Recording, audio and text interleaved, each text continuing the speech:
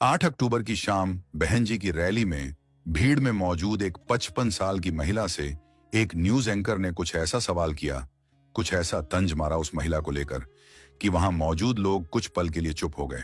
लेकिन जब उस महिला ने जवाब दिया तो एंकर ने भी अपने दांतों तले उंगलियां दबा ली। सुनने वाले बहुजन समाज के समर्थक भावुक हो गए और तालियां बजाने लगे, क्योंकि उस महिला के जवाब में ना कोई राजनीति थी, ना कोई दिखावा, बस वो सच्चाई थी जो दिल से निकली थी। आइए जानते हैं कैसा रहा वो मंजर और क्या कहा उस महिला ने, जिसे सुनने के बाद सबके रोंगटे खड़े हो गए और सबके सिर बहन मायावती की श्रद्धा में झुक गए। उस 55 साल की महिला ने क्या कहा, यह जानने से पहले हम निवेदन करते हैं कि चैनल को सब्सक्राइब कर लीजिए और कमेंट में जरूर बताइए कि यह वीडियो आप कहां से देख रहे हैं। लखनऊ की गलियां उस दिन लोगों से भरी थीं। हर तरफ बहन जी के नाम के नारे, हवा में नीले झंडे लहरा रहे थे। रैली से एक दिन पहले ही पूरा शहर जाग चुका था। इसी भीड़ में रैली स्थल के पास एक न्यूज एंकर रिपोर्टिंग कर रहा था। वो कैमरे के साथ चलता हुआ लोगों से बातें कर रहा था, सवाल पूछ रहा था। तभी उसकी नजर पड़ी एक 55 साल की बुजुर्ग महिला पर। महिला के कपड़े पुराने और जर्जर थे, पांव में टूटी हुई चप्पल, कंधे पर एक झोली जिसमें शायद कुछ रोटियां और थोड़ा पानी था। वो थकी हुई दिख रही थी, पर उसके चेहरे पर एक अलग सी चमक थी। एंकर उसके पास गया, थोड़ा झुककर मुस्कुराते हुए बोला, अम्मा, आप कहां से आई हैं? महिला ने पल्लू सिर पर ठीक किया, हल्की मुस्कान दी और बोली, हम बिहार से आए हैं भैया। एंकर ने चौंक कर कहा, अरे बिहार से? इतना लंबा सफर तय किया आपने?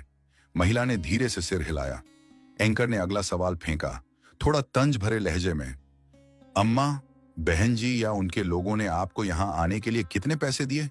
महिला ने उसे गौर से देखा, चेहरे पर अब भी मुस्कान थी। वो बोली, अरे नहीं भैया, कोई पैसा नहीं दिया। हम अपने पैसों से आए हैं, अपनी किराए से आए हैं। किसी ने हमें बुलाया नहीं, हम खुद चले आए। एंकर थोड़ा चुप हुआ, पर उसने फिर पूछा, अरे ऐसे ही कैसे चल दी अम्मा? महिला ने अपनी झोली संभाली, धीरे से बोली, दिल कह रहा था कि चलो देखो उस औरत को जिसने हम जैसे लोगों का सिर ऊंचा कर दिया।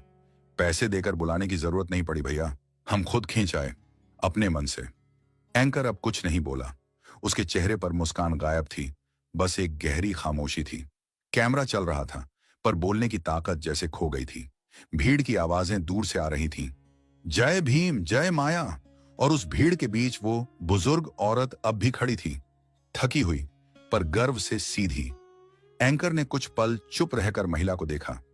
भीड़ अब धीरे धीरे बढ़ रही थी, लाउडस्पीकर से घोषणाएं हो रही थीं, लोग झंडे लहरा रहे थे, पर उस एक कोने में सिर्फ एंकर और वो महिला, दोनों जैसे किसी अलग ही दुनिया में थे। एंकर ने माइक थोड़ा और पास लाते हुए पूछा, अम्मा, जरा यह तो बताइए, इतनी बड़ी भीड़ भाड़ में आप आई हैं, बहन जी ने आपके रहने और खाने का इंतजाम किया है कि नहीं? महिला ने उसकी बात सुनी और फिर अपने होंठों पर वही हल्की सी मुस्कान लाई जिसमें थकान भी थी, पर गर्व उससे कहीं ज्यादा था। वो बोली, भैया उसकी चिंता आप मत करिए, हम अपने खाने का सामान अपने इसी झोले में भर के लाए हैं। उसने झोली उठाई और उसे थोड़ा झुलाया, जैसे कोई अपनी पूंजी दिखाता है। उस झोली में कुछ रोटियां थीं, थोड़ा नमक, शायद कोई लोटा और एक छोटा सा पानी का बोतल। वो मुस्कुराई और बोली, देखिए, हमारे लिए यही ही काफी है। हम दूसरों के भरोसे नहीं आए हैं, हम तो अपने मन के भरोसे आए हैं। एंकर ने फिर हल्के से पूछा, और रुकने का क्या इंतजाम है अम्मा? इतनी भीड़ में कहां ठहरेंगी? महिला ने उसकी बात सुनी, थोड़ी देर तक चुप रही, फिर उसकी आवाज में एक अजीब सी दृढ़ता थी। धीरे धीरे बोली, भैया, बहन जी के लिए मैं 1-2 दिन क्या, महीना भर सड़कों पर रुकने को तैयार हूं। अगर वो हमारे हक के लिए दिन रात लड़ सकती हैं, तो हम उनके लिए सड़कों पर रह नहीं सकते क्या? उसकी आंखें अब नम थीं, लेकिन उनमें चमक थी। वो चमक जो आस्था से नहीं, बल्कि अपने नेता के प्रति अपनापन से पैदा होती है। एंकर कुछ कहना चाहता था, पर शब्द जैसे गले में अटक गए। वो सिर्फ उसे देखता रहा। वो औरत जो किसी मंच की नहीं, किसी टीवी डिबेट की नहीं, बल्कि सच्ची श्रद्धा और आत्मसम्मान की मिसाल थी। उस पल एंकर को पहली बार समझ आया कि हर समर्थक भीड़ नहीं होता, कई बार वो चलती फिरती कहानी होता है। न्यूज एंकर कुछ देर तक उस औरत की बातें सुनता रहा, पर उसके चेहरे पर अब भी वही सवाल था। इतनी दूर कोई ऐसे ही थोड़े आता है? उसने कैमरे की ओर देखा, फिर मुस्कुराते हुए माइक महिला की ओर बढ़ाया और बोला, अम्मा, बहन जी ने कुछ ना कुछ तो जरूर दिया होगा, तभी तो आप यहां आई हैं, है ना? महिला ने उसकी आंखों में सीधा देखा, कुछ पल के लिए खामोश रही, फिर चारों तरफ देखा। भीड़ में नीले झंडे लहरा रहे थे, हर चेहरा उम्मीद और गर्व से चमक रहा था। वो मुस्कुराई और बोली, हाँ भैया, बहन जी ने हमें बहुत कुछ दिया है। पैसा नहीं दिया, पर मान दिया, सम्मान दिया, और सबसे बड़ी बात, स्वाभिमान से जीने का हक दिया। उसकी आवाज थोड़ी कांपी, पर हर शब्द दिल में उतरता चला गया। वो बोली, आप देख रहे हैं ना भैया, मैं इस फटी साड़ी में, इन टूटी हुई चप्पलों में, अपनी झोली में थोड़ा सा खाना लेकर यहां आई हूं। मुझे अपने कपड़ों की परवाह नहीं, थकान की परवाह नहीं, क्योंकि मैं यहां किसी नेता को देखने नहीं आई, मैं तो अपनी देवी के दर्शन करने आई हूं। एंकर ने धीरे से पूछा, कौन सी देवी? अम्मा। महिला की आंखों में चमक थी, चेहरे पर वही सादगी, वही विश्वास।